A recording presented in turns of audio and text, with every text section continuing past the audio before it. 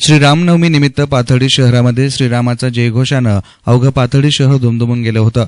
श्रीरामनवमी निमित्त पाथर्डी शहरातल्या हिंदू रक्षा युवा मंच आणि सर्व धर्म प्रेमी आणि श्रीराम भक्तांतर्फे पारंपरिक वाद्यांच्या गजरात निघालेल्या मिरवणुकीने सगळ्यांचंच लक्ष वेधलं। श्रीराम जन्मोत्सवानिमित्त स्वामी समर्थ केंद्रापासून या मिरवणुकीचा प्रारंभ झाला। दरम्यान श्रीरामाच्या पालखीची पूजा विविध मान्यवरांच्या हस्ते करण्यात आली। या मिरवणुकीमध्ये टाळ मृदुंग, ढोल ताशा आणि वारकरी रामभक्त मोठ्या संख्येने सहभागी झाले होते।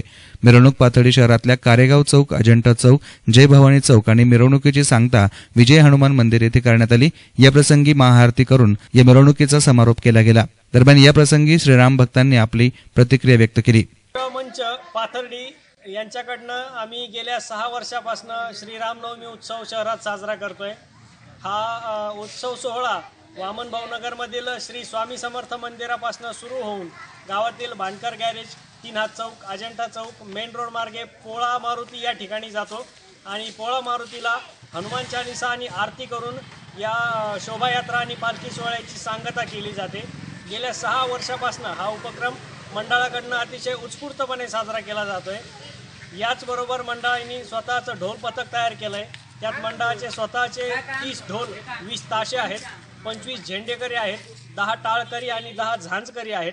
याशिवाय मंडळाचं भजनी मंडळ सुद्धा आहे। अतिशय उत्कृष्ट पद्धतीनं गावातील विविध उपनगरांमध्ये जाऊन दररोज हनुमान चालीसा पाठ आणि संकीर्तन केलं जातं आणि त्यातून रामनवमीच्या या शोभायात्रेत गावकऱ्यांना सामील होण्याचं आव्हान केलं जातं।